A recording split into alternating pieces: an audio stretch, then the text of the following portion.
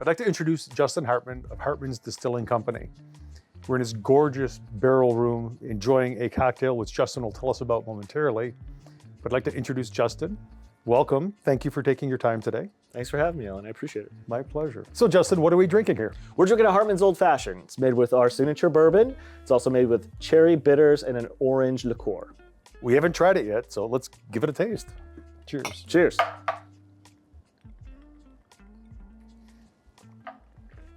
Oh, that's delicious. Yeah, right? That's really, Could have really a couple good. of those, huh? I could, very easily.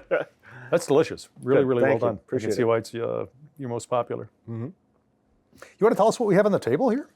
Yeah, absolutely. So we have a couple things, but I'm going to start off with our limited release that's actually going to hit liquor stores this weekend. Get out. It is the Cotter's Cask. So the Cotter is a fireboat here in Western New York.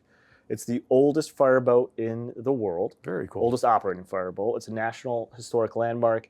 And back in 2022 into 2023, we aged 4 different bourbon barrels on it for an entire year. That's Put it in cool. the hall. It was very cool. Got to lower them down in the hall, and they spent the entire year traveling up and down the Buffalo River, out in Lake Erie. Yeah. They saw all 4 seasons.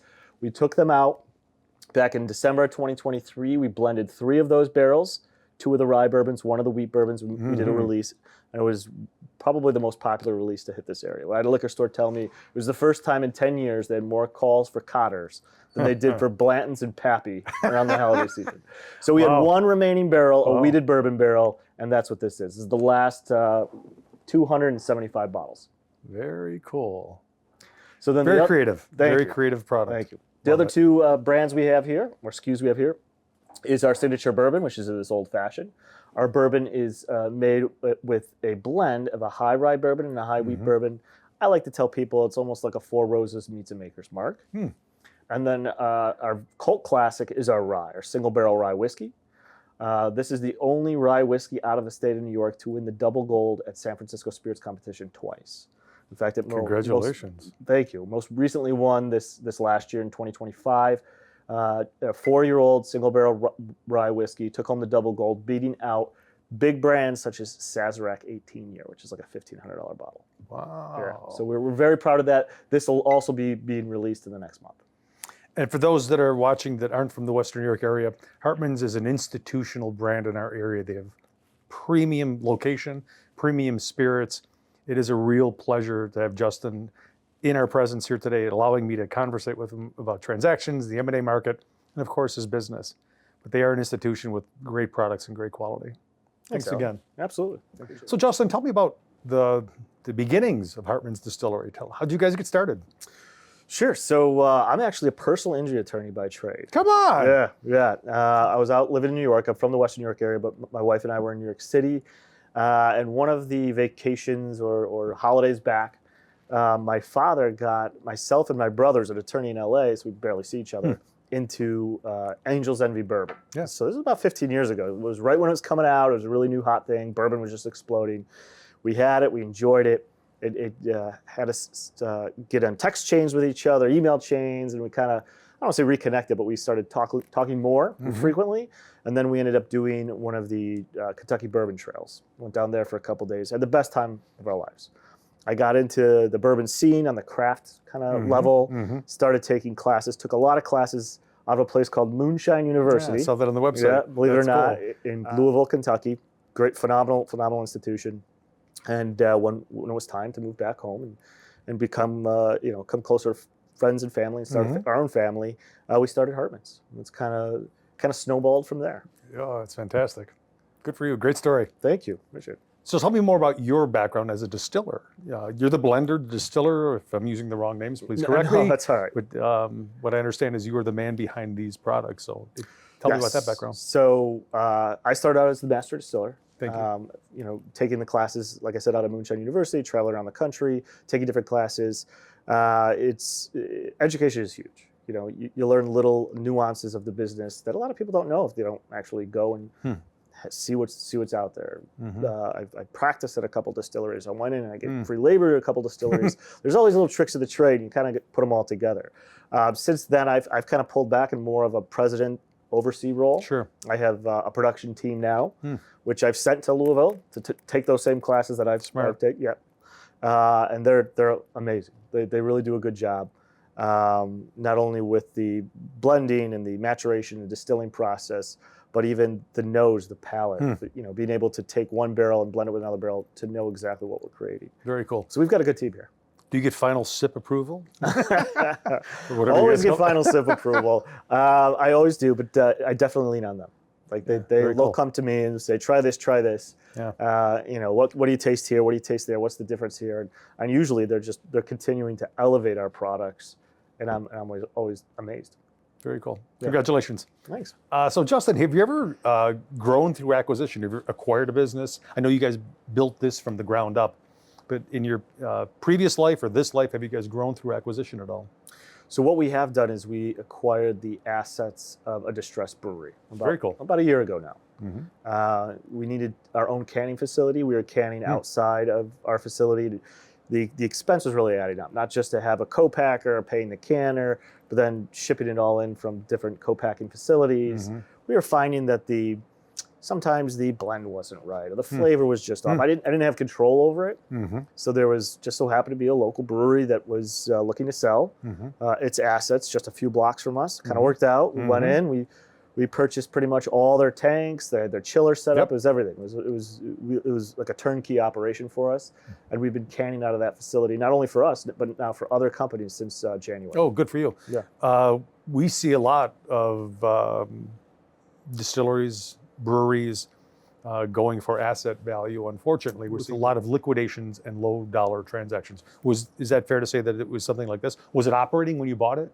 It was not operating. It was already closed out. It was out, just right? straight asset sale. Purchase. Yep. Got it. So tell me about the product line that you need a canning line for. We talked about things in bottles. You must have something in cans? We do. So we came out with a vodka seltzer a couple of years ago. Nice. And most recently, it is the non-carbonated cans that are really taking off. Get out. Yeah. Okay. Yeah. We have a loganberry lemonade, we have a strawberry lemonade, and a peach iced tea that are just blowing up. And it's the nitrogen dosed cans, regular 12-ounce cans, but they're on fire right now. We're seeing that again, transactionally across the industry, that the canned mixed cocktails are incredibly hot. Yes. Those brands are very, very valuable. Correct. Can you speak to that at all? I mean, I can tell you that it's probably about 50% of our revenue right now. Get out. On the wholesale market. Are you going to expand that line or along those lines within your business? Absolutely. Understandably. Got to lean into it. Sure. Yeah. Do you see the day where there's less and less bottles behind a bar and more cans, and the bartenders mix less and just I think take the bartender out of it? That's a great question. I want to answer it by starting off by saying I hope not. Oh, 100%, right? The personality, the experience, the interaction. Yeah. All that aside. I'm all for the bartender, the maker of the cocktail. I think there's an art there. I think we've certainly, Hartman's has gone out of the way. We try to hire the best of the best. We've actually won Best Cocktail in Buffalo from the Buffalo News 2 years in a row now. Good for you. Shameless plug. This is one of them. In fact, we're sitting in our barrel room, which is our speakeasy, and we have one of the best bartenders, Lauren Gorodetsky, in the industry. Her cocktails are phenomenal, and we say you're not paying for the cocktail, you're paying for the experience. You're paying to have that cocktail made in front of you. You're paying to be part of that scene and that camaraderie almost. Because each cocktail is in its own way, especially when you see her do them. They're almost very unique in and of themselves. So no, I hope that doesn't dry up. I do see quick grab and go scene exploding. Sure. Whether it's taking it to the beach, taking it to the golf course, or even bars that all they do is sell cans. It's a business model. It's a very popular business model. And you're still getting that camaraderie amongst guests, which I can appreciate. I just hope that the actual cocktail maker doesn't disappear. Totally agree. But I could also see a segment of the industry, right, where it's automated completely, right, and it might serve a function. It might, yes. Sporting venues, maybe things like this, where high volume. It's more functional. Yeah, so sure. Do you guys pursue NA cocktail menus, NA beverages? It's the rage, obviously. Dry January has expanded to dry 12 months. It's incredible. California sober. Get out, the whole state. I'm not surprised. Oops, no slight for the California watchers here at all. But what are your thoughts on the NA market and the NA cocktail menus? We definitely make NA cocktails. We have since the beginning. I do have to tell you that our first year after we had a full half page of NA cocktails, we went back and looked at the analytics. We had more people adding a shot of vodka to their NA cocktails than we did actually NA cocktail sales. Interesting. But we kept it. We definitely offer that to the sober curious and those that are sober. We're seeing a trend not only from NA but also hemp based and infused canned cocktails. Been reading about that. Yeah. Yep. So I think we're going to slowly start transitioning to possibly explore those product lines as well. Super interesting. You got to stay on top of the market and you got to go where the market takes you. Totally agree. As I mentioned before, the Hartman's brand is extremely strong, regionally, super regionally. Expand. What is your market penetration? How far do you guys go with distribution? How far do you feel your brand is recognized? There's brand acknowledgement.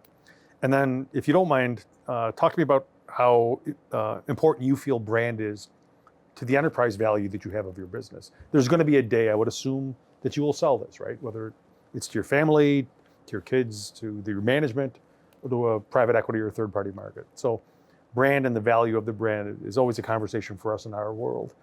Talk to me about your brand and how you feel it affects your enterprise value. Sure, and I'll answer those in reverse order. I'll start with the brand, because I think the brand is important. When we started Hartman's, we actually went to a branding firm here in Buffalo, a very popular one, and paid them a whole bunch of money. And we joke that they came up with it. Seems to be worth it. We always joke that they came back to us with our last name, right? No offense, Block Club. You guys did a great job. You really did. That's why it's a joke. Yeah. It's not only the name, but it's the whole brand package. Everything from your font to your colors to how your bar should appear to how your bottle should appear to your we have a brand standards book that that's the Bible to us. We live by. Yeah, we have to. And we've not taken collaborations and projects because it's not up to our brand standards, or it doesn't align with our brand standards. I shouldn't say up to it, but it might just not align with our brand standards. And we never want to tarnish that, because you start to wish-wash your brand, it loses value. Totally agree, 100%. I cannot say enough about brand value and the great job that the people over at Block Club did for us. Fantastic. Going to the market penetration, so we are in Buffalo, Rochester, Syracuse, that's headed out east. We signed with a distributor May 1st, and they did very well for us, especially in this market. We're pushing through the Finger Lakes into Albany. And recently their co-distribution out in New York City picked us up. In fact, I was just in New York City last week, hiring reps, meeting with that distributor, introducing our product to their reps.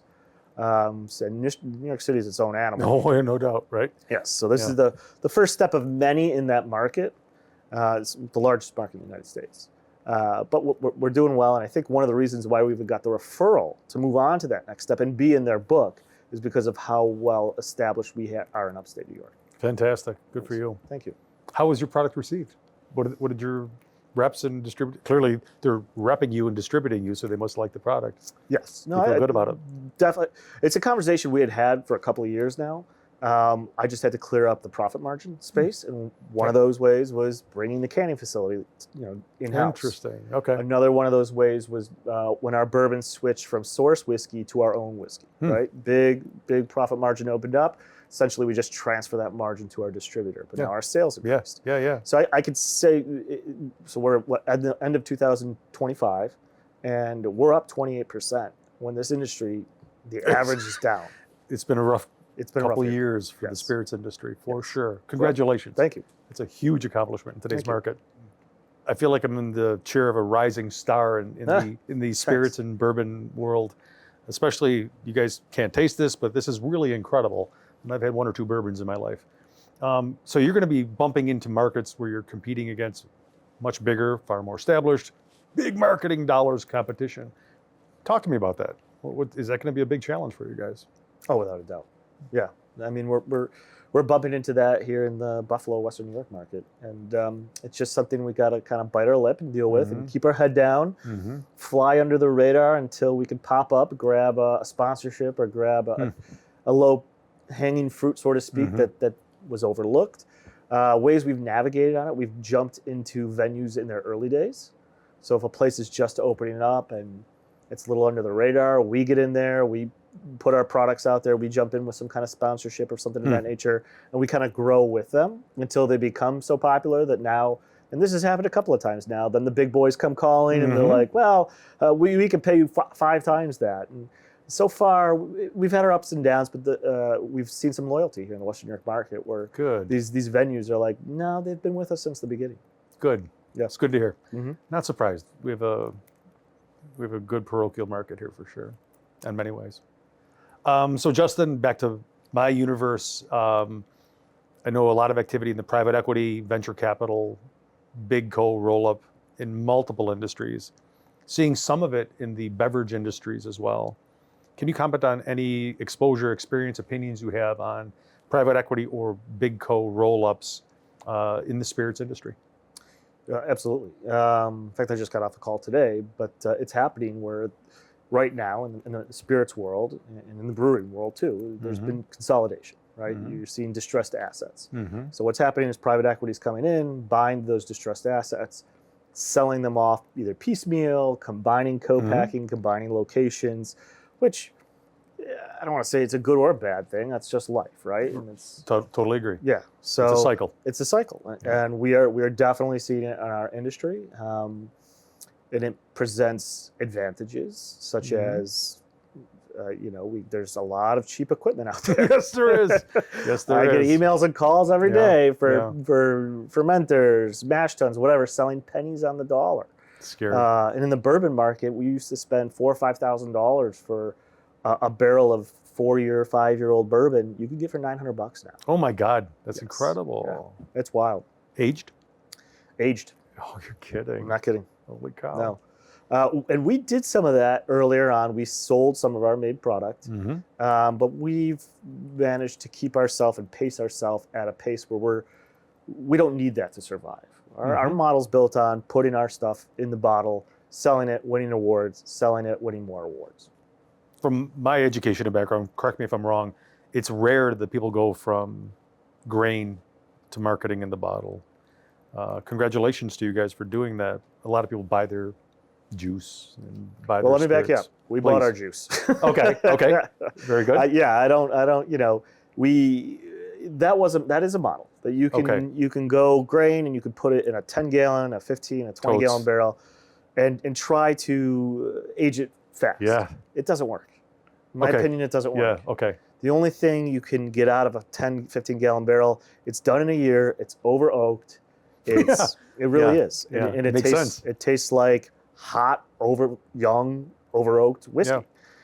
From the beginning, we wanted premiumization. We wanted premium product. So we went to an MGP, which is a source. We brought in product from MGP. We bought in, and we did it scaled. When we started off, we wanted a 5-year-old product. So we bought in some 5-year-old. That same purchase, we bought more 4, more 3-year-old, more 2-year-old, more. It was a reverse pyramid. Last September, so not last month, but the month before, September 2024, we went through it all. And everything that you see here now that's in the bottle now, that's winning these gold, is what we made right here in Buffalo, New York, with Western New York grains. Very cool. Yeah. Very, very cool. So we never went with a 15-gallon barrel. We only did the 53-gallon premium, air-dried, 18-month seasoned barrels, heavy toast, char 2, char 3. We were spending $500-600 a barrel when most startups were starting $250. Wow. Well, But it's paying off. dividends. Yeah. I mean, look at the awards, and the history has proven it's a good strategy. Congratulations on Thank that. you. Justin, what makes Hartman's unique? I think it's the emphasis we've placed on premium products, specifically our barrels. Honestly, from the get-go, from day one, we bought barrels from Independent Stave, which is the biggest barrel maker in the country. Okay. Canton and Kelvin Cooperages, and it wasn't easy getting a contract with Independent Stave because they supply all of Kentucky. Funny story, and you can stop me if I'm going too far out here, but I had met through trade shows and classes and whatnot, I'd met one of the sales reps for Independent Stave about 4 or 5 times. And my wife and I would go down to Kentucky 3-4 times a year. We were at Buffalo Trace for a farm-to-table dinner. They do it twice a year. By the way, highly recommend it. Sells out immediately. Thank you. Yes. And it's like a farm-to-table thing. There's the 3-piece playing. You're all dressed up. There's cocktails. You get late. You can go anywhere you want in the Buffalo Trace Distillery. It's phenomenal. So we're in front of the barrel-making It was like a demonstration, and the rep was there, and there's like 30 people gathered around watching the cooper make a barrel. He said, "We deal with the biggest distilleries down to the smallest distilleries." And I was a couple cocktails deep. And I yelled out, Speaking of smallest. Yeah. "No, you don't." And everybody turned to me, and my wife elbowed me. And I was like, "I've been trying to buy barrels from you for 2 years now." And he was like, "Here's my card. Email me tomorrow. We'll get you, blah, blah, blah." Emailed him, never heard back. Saw him 6 months later at a trade show, and he remembered me. He's like, "Hey, Gilded Buffalo," that's our LLC name. Like, "Hey, guy who won't sell me a barrel." And he said, "Here's my cell. Call me the first week of August. It's when we slow down. Once you're in the system, you'll be able to buy from us forever." And that's outstanding. That's how it started. What a great story. Yeah, well, takes a personal touch. yes, You gotta, yes. So we use that to buy not only their barrels but the best barrels that they made, and same with Calvin, Kent, and Cooperage's, 3 out of the top 4 in the country, because everybody says 50 to 70% of the flavor comes from the barrel. It's fascinating. Yeah. So and the cool thing about it is this old building that we're sitting in now was an old cooperage, and it later became a machining company, EB Holmes Machining Co. They changed from a cooperage to a machining company because they patented the very first machine ever to make barrels, and we have some of the old In this building. And if you look around our tasting room, we have some of the very original blueprints hanging on the walls. I saw those. Yeah. I didn't know what they were. Yeah. Okay. Dated back to like the 1890s. Yeah. Oh my God, spectacular. Great story. Oh, Great thanks. story that integrates into what you guys do here. So Justin, what's the future of Hartman's look like? What are your plans? What does a successful outcome look like to you guys? A successful outcome includes an expansion, for sure. We've outgrown our space. We will stay here and certainly operate the barrel room, the tasting room, and this still as long as we possibly can. We like the space. We just need a second location.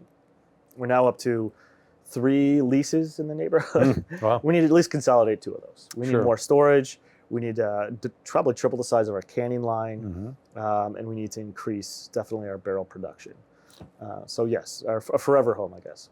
Will the expansion be in Western New York? Right now, that is earmarked for Western New York. Good. Yes. Glad to hear that. Yes. Personally, as a Western New Yorker, very glad to hear that. Fast forward 3 more years past that.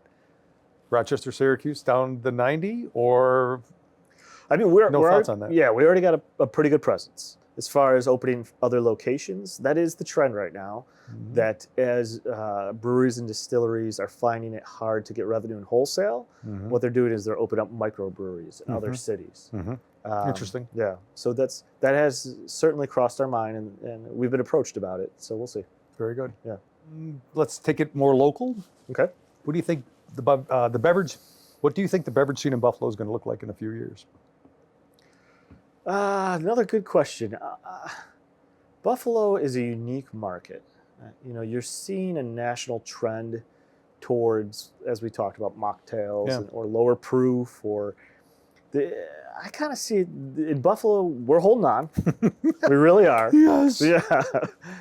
There's also kind of almost a split in the trend from very light, low proof, healthier alcohol or alcohol substitute options, and then there's also the higher proof 8%, 10% cans that are exploding, like Cutwater and things of that nature. That's also becoming very, very popular. So I don't see it disappearing at all. I think eventually it kind of like evens out, and we know what we're dealing with. The problem right now with us as in the industry of operating a bar and restaurant is it hasn't really evened out yet. There's a lot of guesswork. Explain evening out to me, if you don't mind. Sure. 5 years ago, the experience of going to a bar was going to a bar. That was the experience. It's not that way anymore. The consumer wants a reason to go to your bar, whether that be trivia, whether that be the experience of the bar is not the experience alone anymore. It really is not. So I think everybody's finding ways to make the consumer come in on a particular night or have something extra that's part of that experience. Like a spectacular room like this? Exactly. Yep, 100%. For those that go through Western New York, check out this barrel room. It's quite something. As an M&A guy, I've got to ask the question. Sure. Do you ever see yourself growing through acquisition? Do you ever see yourself buying a business, related business in the industry? I know you bought the canning facility, obviously. You talked about that. But would you buy a distillery, a bourbon distillery downstate, and convert it to a Hartman's or something like that? If it made sense. Yeah, 100%. interesting. Very cool. We're always keeping our eyes open. We always getting pinged here and there. And, I've got my feelers out to the different people in the industry, especially if it's a lateral move. I need to bring in a bottling facility, and I don't want to start my own, right? Like 100%. and we can make it easy by doing X, Y, and Z. So no, we're always looking into expanding, and right now it's not a bad world to have some capital to look to buy something. Couldn't agree more. Those with the strong balance sheets are feasting. Those with the thinner or lean balance sheets, it's some tough times for sure. But that's with any industry. Everything goes through cycles. And Correct. good for you. If you go that direction, best of luck. So Justin, I think we're almost at the end here. Is there anything that I missed that you wanted to talk about, or do you have any questions for me? This is great, but anything else from your side? No, other than booking your company's private party back here. As soon as we go off camera, pull out the reservation book. Christmas party's going to be booked. See, it's on camera now. Oh no, I'm not kidding. Justin, I want to thank you very much for taking this time with us to spend your valuable time with us, talking about the industry, enjoying this amazing beverage, and talking about your very successful business. It's been a real pleasure. Thank you. Thanks for having me, Alan. I appreciate it. My pleasure.